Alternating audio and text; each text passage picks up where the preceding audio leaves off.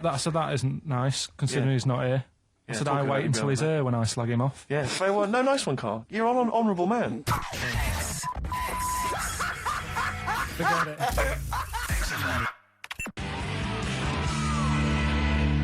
Yawn for Nancy on XFM 104.9. I'm Ricky Gervais, with me Steve Merchant and Hello Karl Pilkington. Steve, you got any other toilet-related anecdotes? Rick, my life is just full of toilet trauma. Yeah. And Karl, you may not realise this, but a while back I used to host, this is bizarre, I used to host a radio show on the BBC World Service, right? Now, if you want someone who's the voice of integrity, the voice of intelligence, the voice of a nation, you're going to come to me. That's obvious. And I was broadcasting to, and they've got listeners of something like 50, 60 million people around the world. It's mental, the listenership of the World Service. And I used to host this show with someone else. It's a big place, Steve. The World? Yeah. You're absolutely right. And anyway, so I had to be into Bush House, where they broadcast from, 10 o'clock every Friday morning, to broadcast around the world to 50 million people, right? And one week, I went to the toilet in my house, right? Everyone had left. I got there a bit late. I got up a bit late. Already against me. The clock was already against me. Had to be there at 10 o'clock, broadcast around the world. And we got 2 toilets in our house, downstairs one, right? And the door had already been a bit dodgy. It was one of those doors where you had to give it a bit of a kick as you went in. It was getting a bit tight. I don't know what, the wood was expanding or something. You know, I'm in there. And same thing again happens. No toilet paper. I think, oh, God, I'm going to have to somehow kind of make it upstairs. Why don't you check first? I normally do, Rick. I normally do. It's just on certain occasions when I'm bleary-eyed or something, I forget. Or occasionally I forget. Normally I do check. Right. And you've got to bear in mind that it's not like this is happening every week. This is over the course of many years that these incidents have accumulated. So you've condensed them? For the purposes of this anecdote. Sure. Yeah. Yes. And, great, you're just brilliant. Keeping the pace up of an anecdote there, Rick. You've just drawn in, I don't know where I am now. Anyway, I know where I am. I'm trapped in a toilet with no toilet paper. That's where I am. And I'm thinking maybe I'd peel off some of the wallpaper, you know, things like that, but there's nothing I can do. I've got to go upstairs. Newspaper.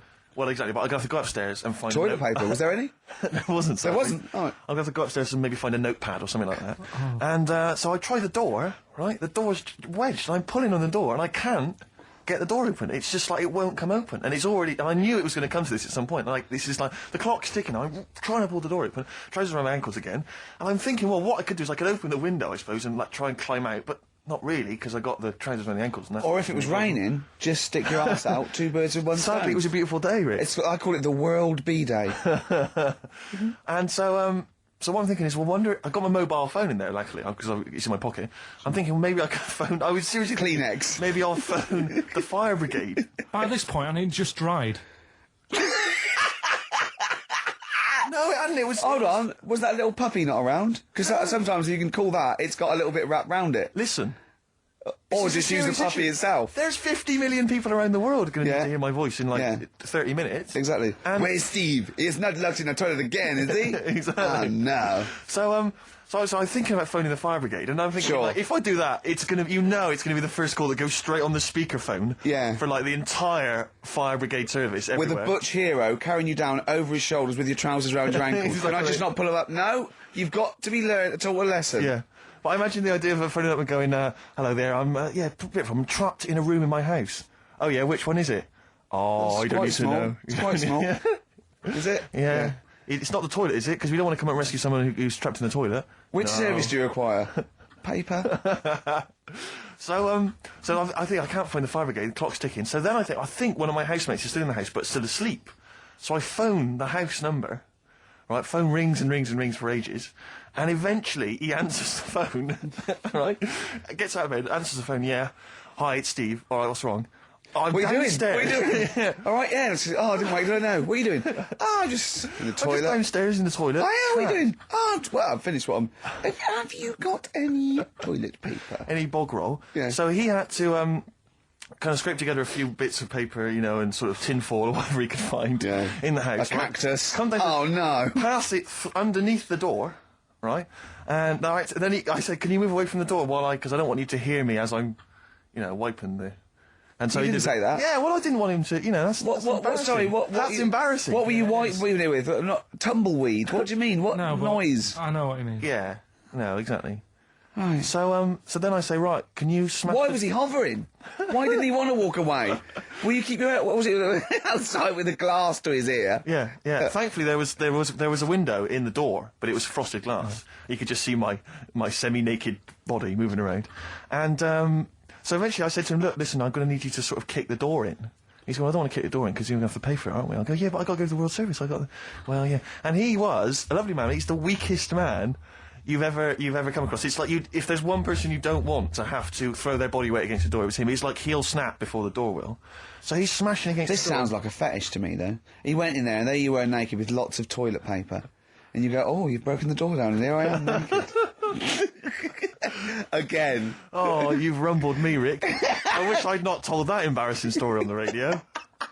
Like it wasn't embarrassing enough, you've just got to make it slightly more seedy. Oh, so did he get it down? He did it, yeah, and I got to the World Service with, like, minutes to spare. Oh. And interestingly, I told that story to 50 million people around the world. You're joking. Yeah. Did they understand? I think so. I mean, is that a bit of a problem when you're on the World Service, like, thinking of things that everyone can understand? Yes. Because you can't It's a bit just like talk when about- talking to you. Yeah, exactly, Carl. I think you're on thin ice there, worrying about people understanding what you're saying. No, but you can't talk about stuff that's on the telly and that, because some people say, well, we haven't even got a telly here. Oh, yeah, you're listening to XFM 104.9. Play a record.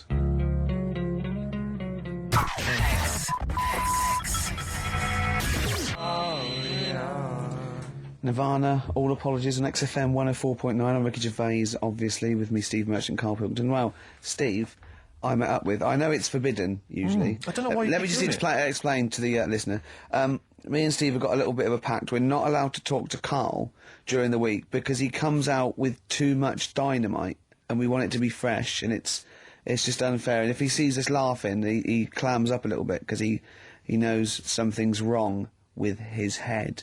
So, I was in a pub and Karl called. He returned a call. I'd called you earlier, and I said, "Oh, I'm just across the road. Right, come over."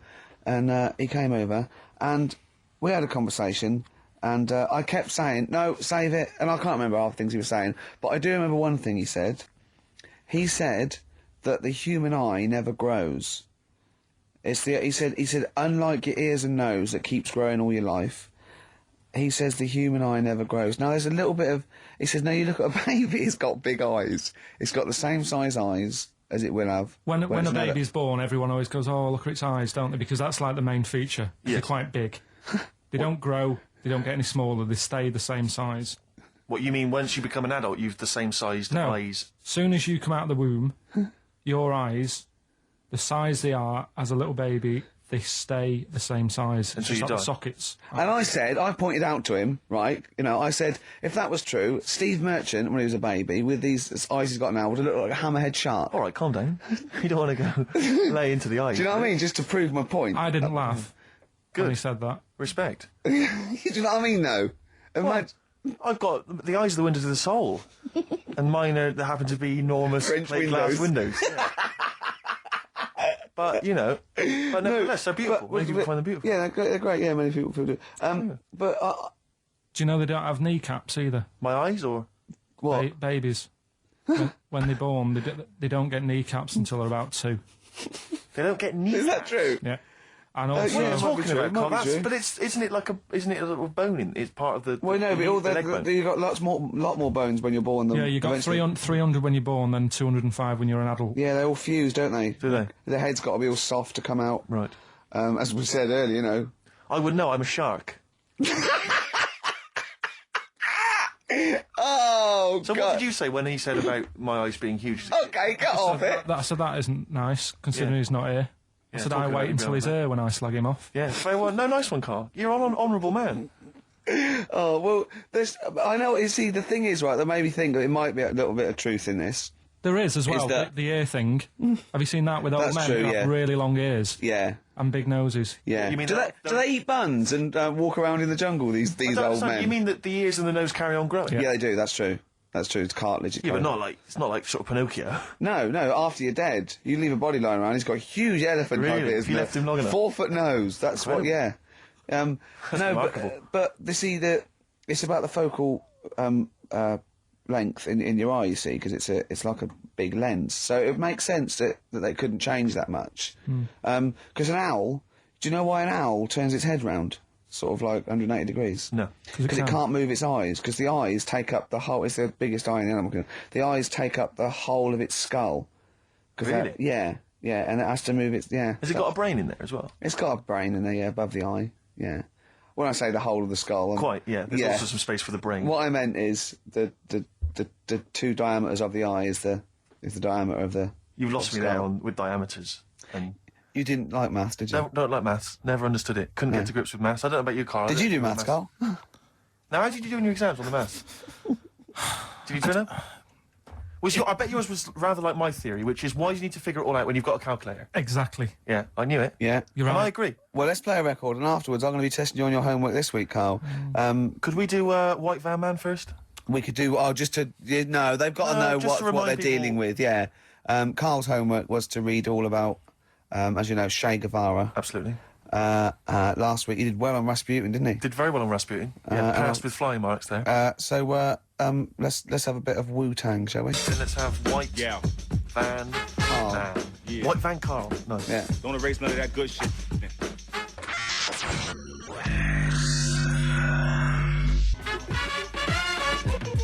Wu-Tang Clan there, Steve. XFM 104.9, I'm Ricky Gervais, with me, Steve Merchant and Karl Pilkington. Now, I just reminded something else Karl's in the week. I know it's forbidden to talk to him, but I'll tell you this. He was very excited about the Friends reunited. He was a bit nervous at first, wasn't he, last week? But then he was really getting into it. And in the pub he was talking about those people, and he said, I'd never go on a reunion, though. He said, I'd never do that. What, a school reunion? Yeah, and he wouldn't want to see anyone. And I went, well, I said, wouldn't you want to see those two lads with the big heads and the webbed hands? Oh, yeah, these were people you went to school with, weren't they? Yeah. Well, I didn't knock about with them. They were in the class. What were they called? Freaks. Right. Right? Okay. And he said, no, I wouldn't want to see them. He said, because what could you say? Oh, you haven't changed much, right? And he said, and they wouldn't go anyway, would they? I said, why? He went, well, they didn't have any friends. Right. And I said, well, weren't they friends with each other? And he went, no, that would have been too obvious. Like, they passed each other and went, no, I know it's tempting, but let's not. Everyone would think that's just what we were going to do. Let's not do it. Yeah. So they didn't even hang around with each other. No. See, I must say, in my head, I've got something like it's like some sort of extra thing from Blake 7 that they're like some sort of lagoon monster, but they just had slightly oversized heads, did they? See, does your head grow? Your eyes don't. Does your head? Because maybe they've got to a point now that it's all sort of caught up with each other. Well, at the time, the eyes were very small and the head was huge. Just a very big head. And Yeah. the fingers aren't going to change. That's not. They not had fun. webbed fingers. It was like the penguin in Batman. Really? Are you sure? No, honestly. Are you sure they weren't wearing mittens? No, seriously. Yeah, it wasn't home economics. They weren't getting something out of the oven, a very hot dish, were they? Every time you saw them. But why were there two, but they weren't related and they weren't friends? Don't know. I suppose it's like asthma and that, innit? Some kids have it. And it just was a Yeah, coincidence. but asthma's quite a common thing. Webbed hands, Karl. Yeah. I don't know. You don't think of it, do you, when you're a kid? You just sort of... when you first see them. Yeah. There goes the frogmen. Anyway, Karl, look, let's have a little quick session of White Van Man. For those that don't listen to the show regularly, The Sun, as you may know, has a section called White Van Man where a member of the public gets asked their opinions on the week's big political and social hot potatoes. Karl, we just thought it would be fun if you answered some of the questions. It's not so much questions, it's just your views, really, on these big news stories. What do you make of Olympic ski hero Alan Baxter testing positive for drugs? What did he do? Well, he won a gold medal in the Olympics, and what? He was a skier, Right. and he won gold medal, and they've just tested him positive for some kind of illegal drug. But what... if he did, why take drugs to ski? Why? Because all you do is balance. But imagine, it'd be amazing if you were stoned, like going down a hill. Yeah, it's not like you have But to... it's not going to help you, is it? No, it's not just like... gravity that's doing all the work, isn't it, with skiing? Yeah, but it's often to do with your athleticism, isn't it? It's No, not but it'd be like saying, and we've just found out the people on the toboggan were on crack. It's not going to help them. You sit there and you go with the flow, and you hold on. Could I say, the drugs he was Apparently taking... that's his defence, Probably, it probably wasn't jacking up H or, dropping a few E's or getting stoned. He was probably taking more sort of performance-enhancing drugs, as opposed to him just, scoring some shit around the corner from someone, getting off his tits and jumping in a toboggan. Doesn't mean that, does it? He wasn't off his nut. Yeah. You tested you pissed out your head. But why doesn't he just say, don't be stupid, why would I do that? It's just not going to help me out. But it is, isn't it? Because performance-enhancing drugs do. Wait a minute, Steve. Wait a minute, Carl. Right, look at this way. Okay, look at me. Yeah, have I got his attention? Yeah, the lights glinting off your ring there. Yeah. You're attracted to him. Okay, right, now keep concentrating. Right, some athletes, you're aware they take drugs. That's to build up Swimmers muscle. and stuff. Yeah, swimmers. For example, runners, yeah. Not only do they help build muscle, right, but they can actually, give them a boost performance-wise. They're sort of like steroids and all this sort of stuff. Right? So that's the sort of thing we're talking about, okay? Right. So again, he wasn't on a bong would that help before. You? What? Why would that help you when all you've got to do is balance on skis? Not when you're at the Olympic level. Yeah. There's a lot to do with, your body and your legs. It's practice, isn't it? It's like, if you've skied for years, then you've got good balance after a bit. Oh, do you know what, Carl? Do you know what? You've made a mockery of drug taking. Well done. Right, next one, Steve. I hate this bit. I hate this. I don't know if you saw it. What did you make of Posh Spice's Warts and All documentary? Yeah, I saw a bit of it. What did you make of it? I mean, people are slagging them off, aren't they? Saying, she's daft and that, but... Don't you? She's... I think they're all right, honestly. Yeah, all right. She's all right. I mean, I think David's really a decent bloke. Sure. Would you agree that he's quite a simple man? Yeah, but he's a footballer. He doesn't need to be... Do you know what I mean? It's like me. Yeah. Like, all right, I only got an E in history. Sure. But knowing about the Tudors doesn't help me press these buttons and put the next CD on. No, sure. Do you know what I mean? Yeah. So, good luck to him, and he's done well out of it. And it's just jealousy. Yeah. I remember, though, when I was back in Manchester, I was in Piccadilly train station, and he was there, right? Not as big a star as he is now, back then, but he was stood there, and I was so close to going over to him and saying, "Did you go to my school?" Because I recognised his face, but I didn't know who he was. Do you know when you sort of go, "Sure, I went to school. It's not the one with the big head." Yeah. But I do recognise him. Then my girlfriend got off the train, and I said, "I'm sure I know him." She said, "Yeah, it's David Beckham." And I was so close. Thank God for your going over. girlfriend. Does she get an awful lot of scrapes, does she? She does, yeah. Okay, what about the fact that the pension crisis is going to force Britons to work into their 70s, Karl? You might have to carry on working into your 70s before you can claim a pension. I think it's a good thing. Because you see a lot of old people who look bored. Okay. And I honestly think if you keep your brain busy, you'll live longer. Yeah. It's only when you actually shut down, right, that's when your body sort of dies because it doesn't feel it has a purpose. Yeah. It's like if you've got flu, keep going to work. If you have a day off, you just feel worse. You'll mope about at home. Doesn't do you any good. What about where do you draw the line there? What if you say lose a finger? Pop into work? Depends. If you can't concentrate because it's painful. But what if you're a typist? You're not going to type as many words, but you'll do more at work than you would having a day off at home. Sure. Okay. Tony Blair turning trendy with his Paul Smith designed naked lady shirt. I don't know if you've seen this. It's the one with the pictures of naked ladies on the cuffs. And, I mean... Okay. And finally... see, this is what annoys me about this feature. It's just, what's that? So what?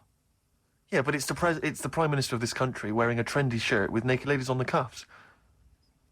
All right. Okay. And finally, what do you make of the fact that Top of the Pops have banned Will Young singing both tracks on the #1 slot, and consequently he wasn't on there at all? They had to show the video. The first time anyone's ever made this demand. He wants to sing both the A and B side. Well, he can't. It's double A, yeah. Double A side. That's what they wanted to... That isn't how it works, is it? Yeah, I agree, yeah. And the thing is, which one... I mean, at the end of the day, loads of people have bought it, haven't they? And it's like one of the best... So it doesn't really matter what it does, because people have got it. They can listen to what song they want at home. Doesn't matter about what Top of the Pops do. Yes. And it's just annoyed me now. It's... Who's annoyed you? Just what goes on in the world. I tell you, you're better off not knowing. It's better being in my little world. If that's what people are talking about on the streets and asking the white van man, do you know what I mean? I think you're right, Carl. I think you're right. Jeez. Shall I play a lovely song for you? Because you're getting all stressed now, aren't you? I've not had a good day. No, I know. We tell you about it later. It's not a good day. Well, I'm going to play a Neil Young track here of Harvest. It's Alabama. It's beautiful, and this is for Karl.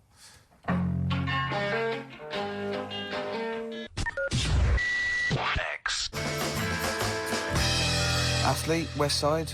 I still like that one. It's a good track. Yeah, I was worried it's a bit novelty. It would go off very quickly.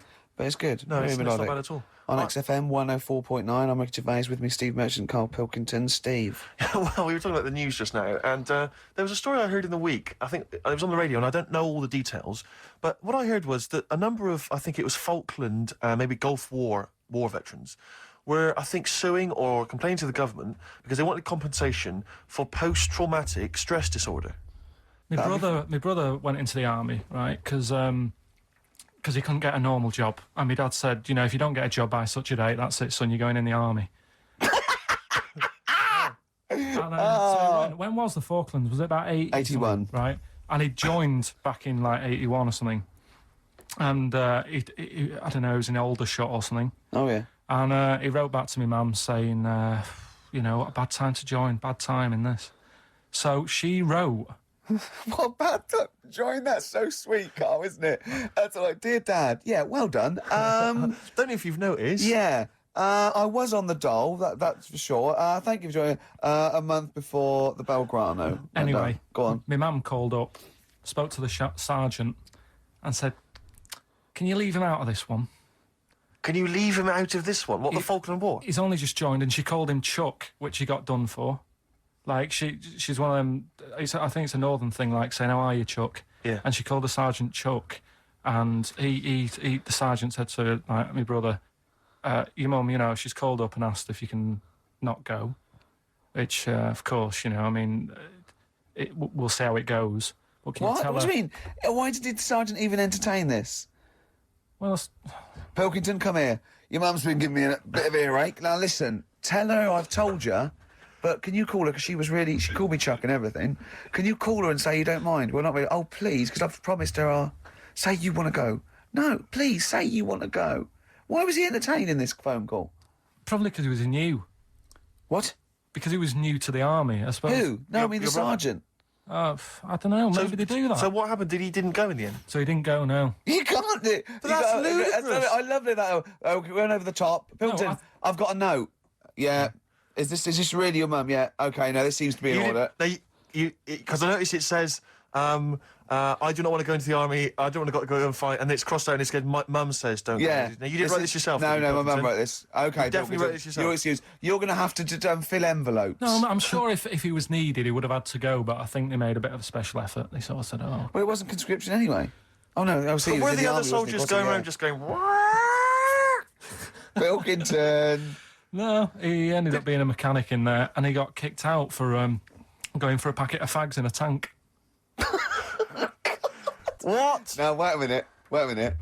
Do you mean he nipped down the shops in a tank? Yeah. I don't believe that, Karl. You've made that Honest to up. God. That, and he went off with the sergeant's wife. So that didn't help, and he ended up getting kicked out. Sorry, your brother's a genius. I love this. First of all, he gets a call from his mum, going, let him up. He goes, oh, God. Then he goes, where's Pilkington? His mum's on the phone. Where is he? He's near your house, Sergeant. Near my house? Well, why is... No reason. Well, when he comes back, when he's finished, tell him his mum called. And can he get me a packet of fags? Tell him to walk this time. Wow. This is ludicrous. So the sergeant found out that he was sleeping with his wife? Yeah, I don't know. I mean, Did your mum phone up and say, let him off? Let him off this time. Can he... Yeah. That's fantastic. But he misses it. I mean, I haven't seen him for about 11 years. But ever since he came out, he's just kept getting into trouble and that. And the army, you know, people slag it off. But I think if you're a certain type of person, it's good for you. It didn't straight him out, did it? No. He was going down the shops in a tank. He was shagging someone behind their back. It's really weird. It's like back then, he was like a proper adult and he had a house and he collected crystal with his wife and that. And now, he hasn't got any of that. Has he got the wife? No. Has he got the crystal? Don't think he has. And he has got the I house. seriously haven't seen him for about 11 or 12 years. Oh, so I haven't even spoken to him. Carl's stories always start off nice and funny, and then they just leave me empty and slightly depressed. I don't know whether to hug him or shoot him, put him out of his misery. Can we take Carl to the... phone in if you think I should take Carl to the vet and have him put down, because it's just too stressful.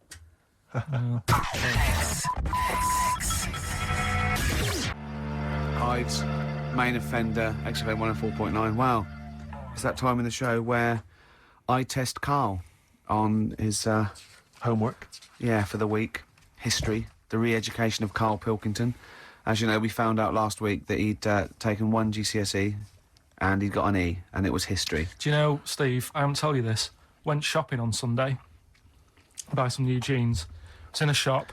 Saw an old lad who I haven't seen for about 2.5 years. Went, you all right, mate? How you doing? First thing he said, sorry to hear about your exam results. God. Had he listened to the show, or someone had just told him? Yeah, he was on a train listening to it on our way to a football match or something. He knew that you were on the show, did he? He was a regular listener.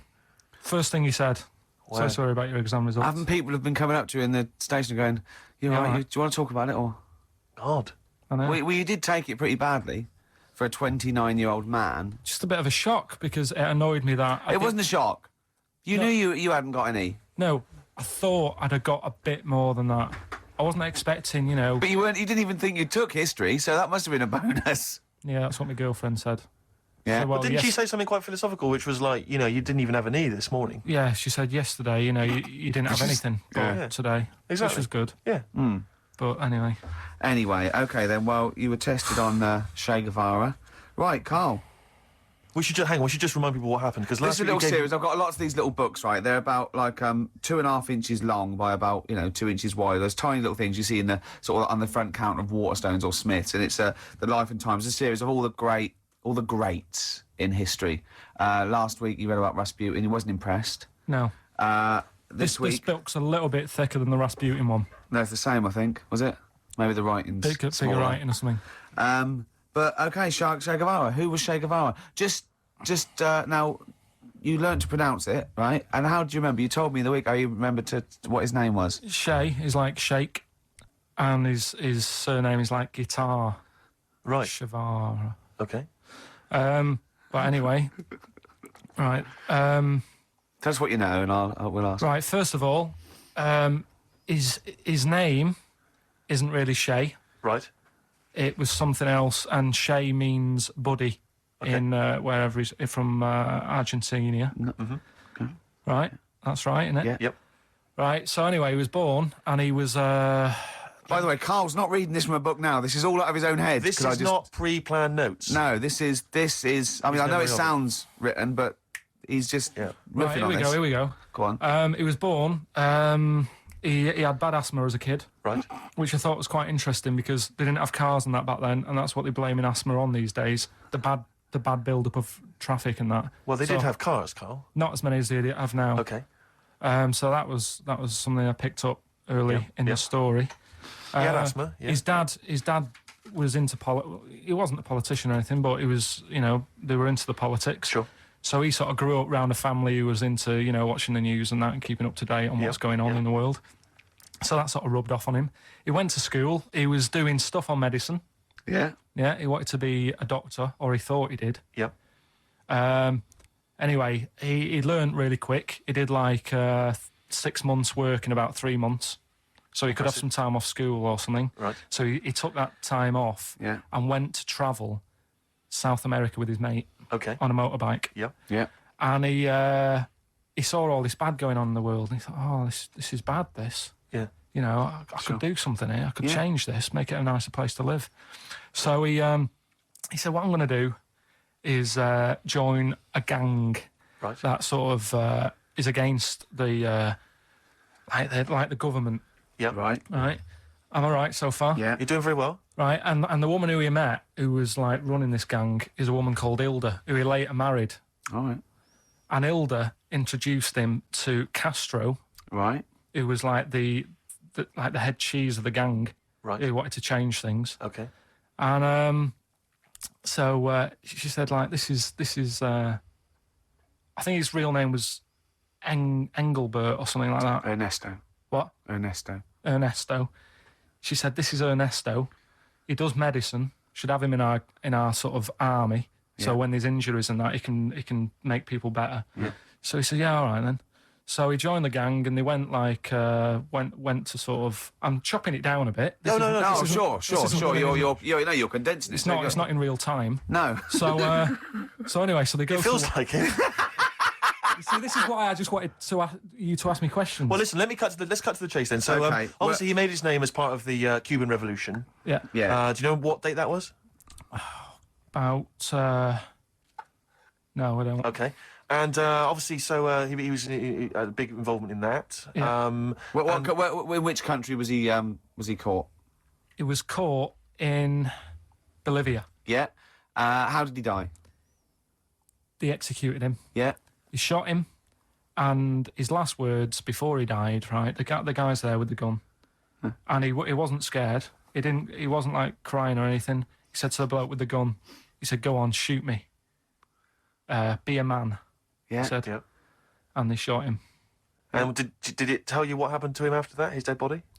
No, but Suzanne was telling me about this the other night. She said there's more to it than that. They stuck it in a glass coffin, didn't they? Well, no, but before that, they cut off his hands and his feet and sent them to the... no, and because they buried him in different places, and then they buried the body. I think they might have sent the hands to Fidel, but they buried him in an unmarked grave because they didn't want anyone to start using his grave or his tomb as a place of martyrdom.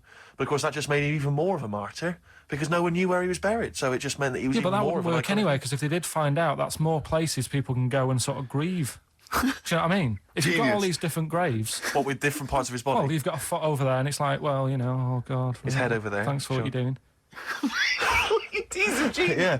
No, so all in all... essentially, what's your summary of Che? Yeah, you like him more than Rasputin, don't you? A lot better bloke than Rasputin. I can understand why he gets one of those little books. Well worth knowing about, and good bloke. Did a lot, you know. Crammed a lot into his short life. Yeah. But, interesting bloke. But just on the subject of Che Guevara, Steve called me up in the week because he was going through the duty log. We love the complaints on the BBC duty log, and someone had written in because one of the Blue Peter presenters was wearing a Che Guevara T-shirt. And what did the bloke say? Yeah, this is a series of people can phone in and write and complain to the BBC about different things. Why would you complain about wearing something? Well, this was the thing. Is you can phone in about the best. I mean, there's been some amazing complaints. Oh, there's some great ones. The best one, my favourite one that wasn't a complaint but was actually just someone had to phone in was what an excellent edition of Kilroy this morning. Yeah, but there's lots of that. There's things like Esther was superb. Woman. Woman called. There was a brilliant one I remember once, which was Robbie Williams was wearing a Nike T-shirt on Top of the Pops last night. Product placement on the BBC. It's just all things like that. Yeah. But anyway, this was one phone call. There was a presenter on Blue Peter. She was wearing a T-shirt with Che Guevara's face on it. Right. And someone had written in and said, or someone had phoned in and said, very worried to see a presenter wearing Che Guevara's face on a T-shirt. Are you trying to turn my children into communist revolutionaries? Yeah. Imagine that. Imagine who's thinking that, who's bothering to phone up with that information, Karl. Yeah. Who knows what they're going to say about this show? Yeah. I mean, you've been championing the work of communist revolution. Luckily, no one listening to this show can either write or operate a phone.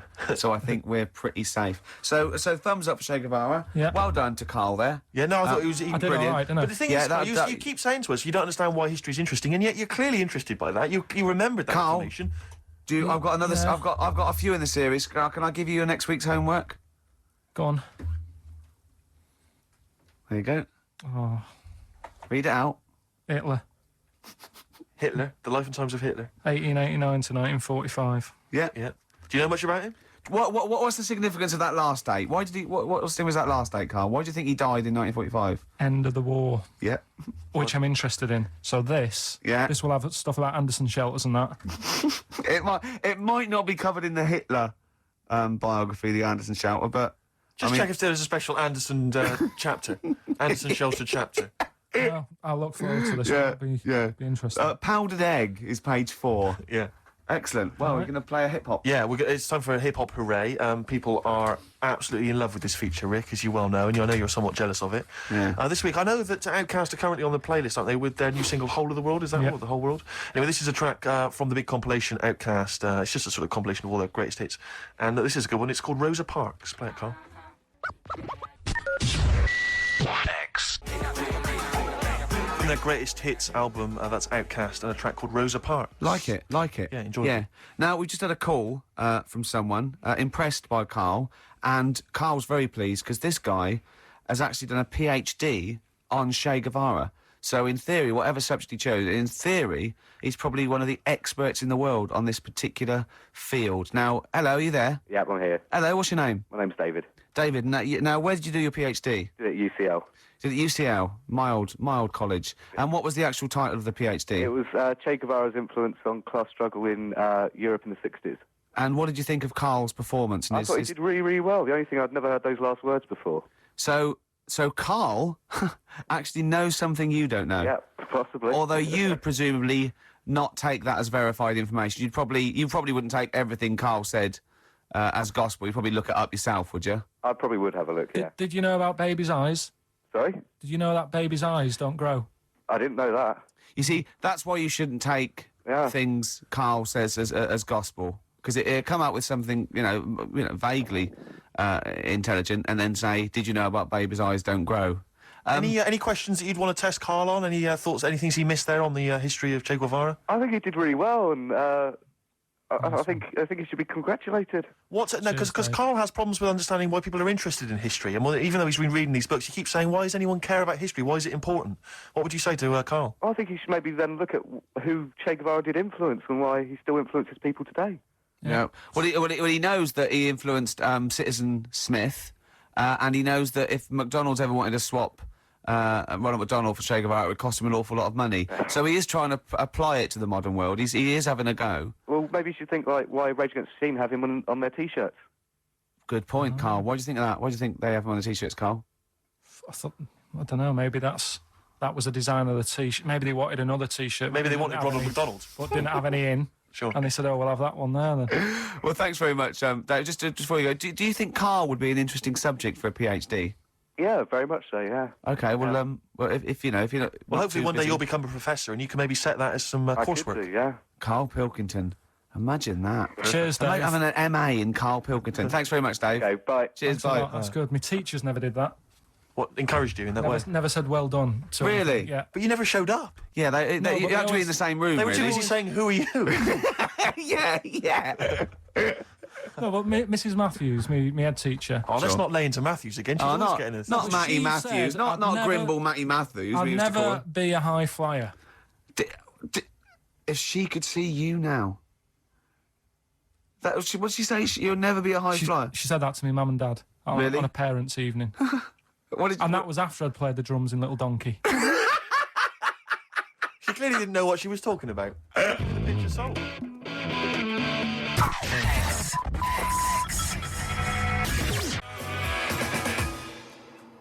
REM with Orange Crush on XFM 104.9. Well, nearly 20 minutes to go. I'm Ricky Gervais, with me Steve and Karl. Karl, what did you point to me then? Just reminded me. Go on. Orange Crush. Do you know we were talking the other night about contraceptives?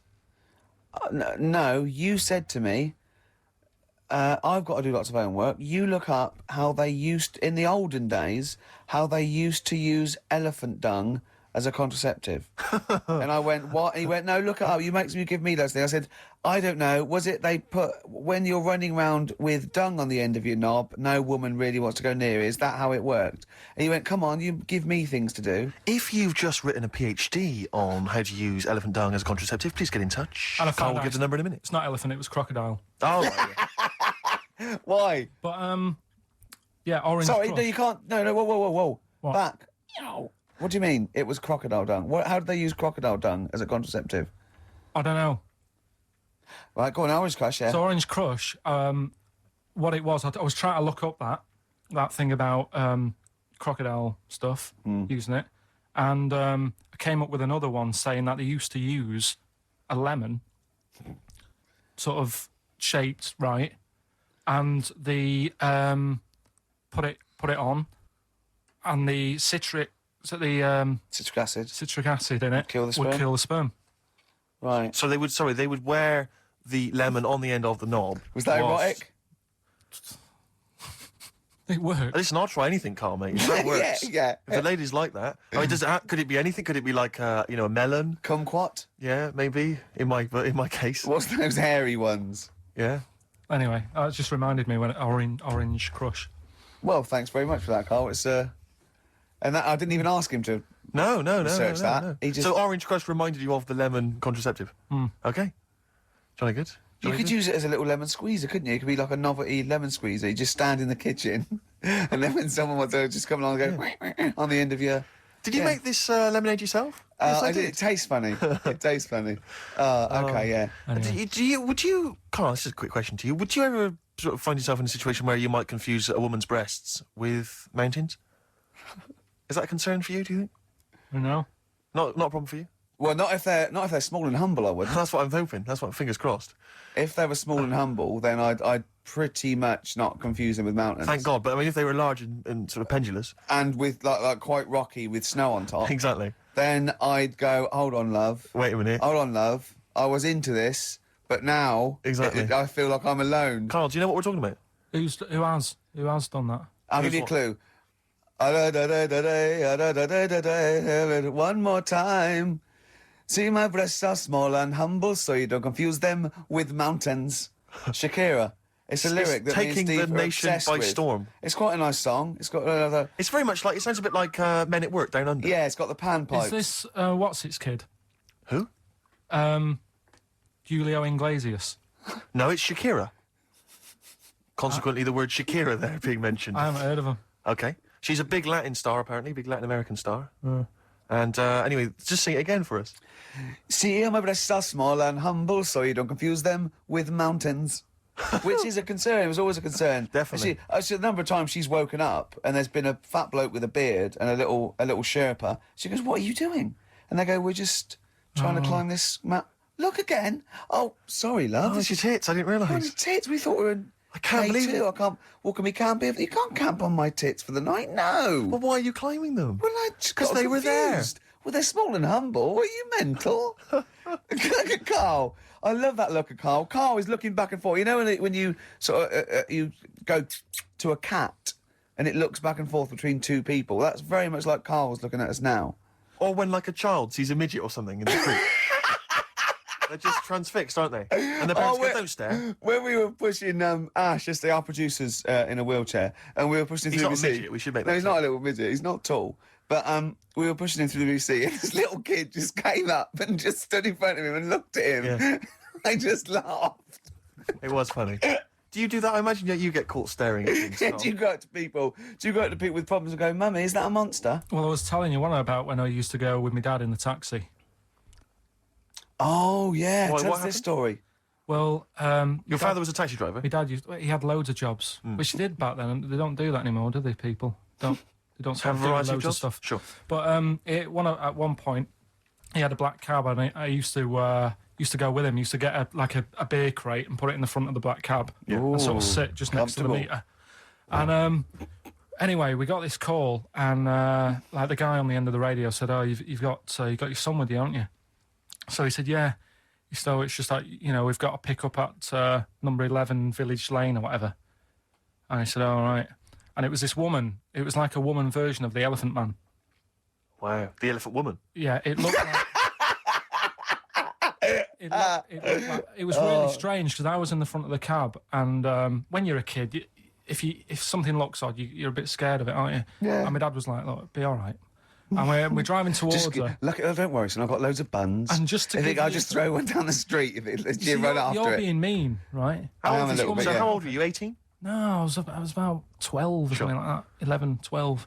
And as we got closer to her, it looked like she was holding like a bag of spuds on her shoulder, For a snack. Right. and her head was all a bit mangled and messy and that. And my dad said, "Whatever you do, don't stare at her face." Yeah. And she got in the Because you back. turn into stone. Well, she got in the back, and I had like the mirror, the driver's mirror thing, and sort of having a look, trying to work out. And he said, "Don't stare at her face." I couldn't work out where her face was. It was that weird. Oh, God. So I'm not sure you're from Manchester. I think you're from, like, Narnia or something. Yeah, you got frog boys walking yeah, around. the Lord like, of the Rings. That got like the claws of a lobster and the head of a toad. Yeah. And you got women getting in with spuds for heads. I mean, what This is not what Manchester. is This is not the place you grew up. This is mad. Oh, you can't believe it in London, can you? You come down and you go, look, symmetry. It must be amazing. It must be a thing to do with upbringing, though, mustn't it? And because again, do you know I've said to you before, years ago when I was a kid and didn't have any worries, good-looking lad, you go through it a bit, have a few more worries, and you look knackered. Now, back there's a lot more worries and stuff, so you get a lot more freaks. Whereas in London, everyone's like happy, aren't they? Got I loads love of the money. fact that stress can cause your fingers to fuse and your heads Yeah. to grow. No, but if She must have been really stressed to have a head like that. Yeah. She what was Bag of yeah, sluts. was she an accountant or something? you know what I mean. But what did she do? What did she say? Where when was she got in? going, by the way? She couldn't speak. London Zoo, please. I think she was going to like a To the pet fair. shop. Seriously, honest to God. On my mum's life, she was. Because at the end of the day, that's a good thing with animals. They don't judge you, do they? She's not She an was an animal. animal. She's a human being. She's not actually an elephant. No, but you know the Elephant Man was not actually an elephant. You understand that? He's got no elephant genes in him at all. No. That was just a cruel name people gave him. Yeah. No, it's the name of the disease, isn't it? Elephantitis. Look, so listen. So this woman, why was she going to a pet shop? She was going to a pet shop. What, to find a husband? Is this true? No, it is true, yeah. Oh, God. I'm not taking the mickey because it must be really bad for Of you. course it is. Carl, I need to ask. I'm going on to you today about cutting myself shaving. Yeah. I was going on about that. To think that she's probably not alive now, but to think...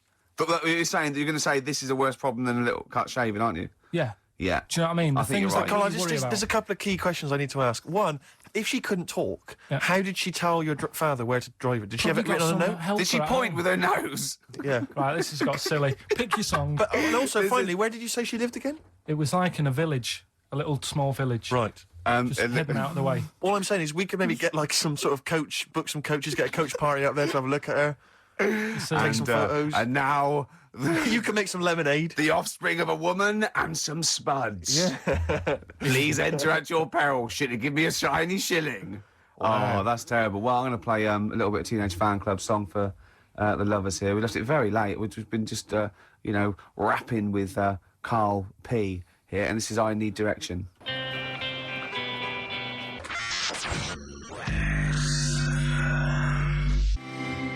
Teenage Fan Club. Oh, they're a good band, aren't they? They are a good band. XFM 104.9. We're nearly there. So will your girlfriend be proud of you now? You performed a PhD graduate there. It's a bit annoying because she's not in London today. She's in Sunderland or something, or Newcastle. Right. Working. So she won't know what your greatest triumph. She saw last week's and you got an E in history, and now this week you come through with some great praise that Mrs. Matthews never... laid upon Even you, did she? looked at. No, just said you won't be a high flyer. Eh? You've shown them, haven't you? You never know. I mean, I had mates who, my mate Colin Makin, who did the disco with me. Pilkington's making music, yeah. Pilkington's making music. Yeah. He was dead brainy. I don't think he's up to much these days. Sure. You can't plan it. Yeah. Just goes to show. Well, I mean, you can do. There's a certain amount of planning you can do. I mean, driving a tank down to the shops with some fags never going to mean you're a high flyer. You know? And that woman who you picked up in your black cab, she's in a circus now and she can fly, which is good. Am I confusing that with a film? You went to see a film this week, didn't you? What did you see? The Monsters Inc. Did you have a little argument? What was the argument about? Did you have an argument with your girlfriend or something? Because of Well, the history thing took over last weekend, to be honest, when you found out my results. That was like the talking topic of most of the weekend. And, why? What did she say? You brought it on yourself. Why didn't you take it serious? Was she annoyed or upset? Well, she just sort of said, you can learn. Look, you learned Rasputin. If only you did You've that done at school. that. You've done Do you know Rasputin. what I mean? She said, you can do it if you're told to. She said, it's only because Ricky's told you to read the book that you're reading it. Does she think we're sort of like taskmasters? Does she think we bully you? Nah, she knows it's just a laugh. Yeah. What did you tell your parents about your... No. No. Never? Because they never even questioned where my results were, so I don't want to tell them that, I didn't get any. No. How did they do it at school? I didn't have them back then, did they? Right. When was that, Carl? The Middle Ages. I don't know.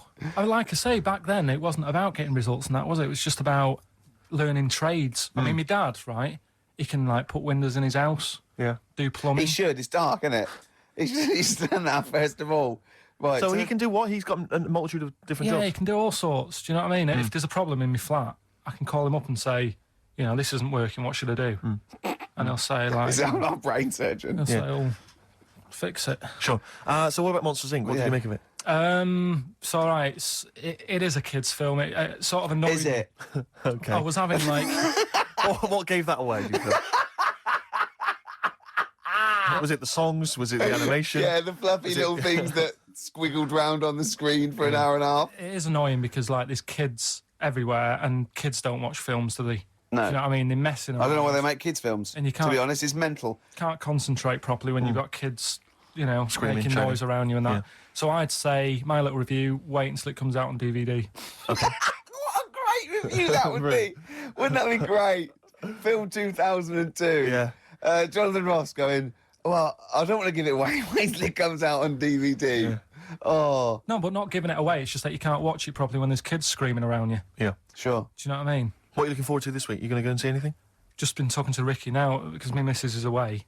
I'll probably get out a DVD tonight. Yep. Rounders. Oh, right, okay. I thought you might like that. And if you can get... I mean, if I can get you tickets, say, in the stalls or in a box for the stage version of Midnight Express, would you be up for that? It's on ice. I think it's the final year, isn't it? It's lovely. It's Midnight Express on ice. Yeah. And it's a musical as well. They're on roller skates. Do you have any dope under your jacket? No. Yeah.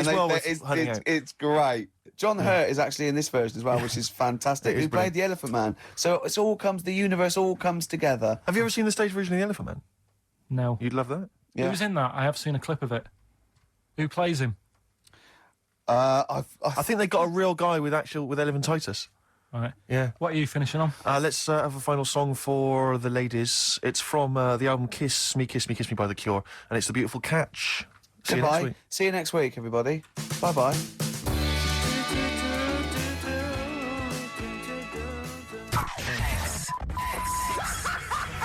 Forget it.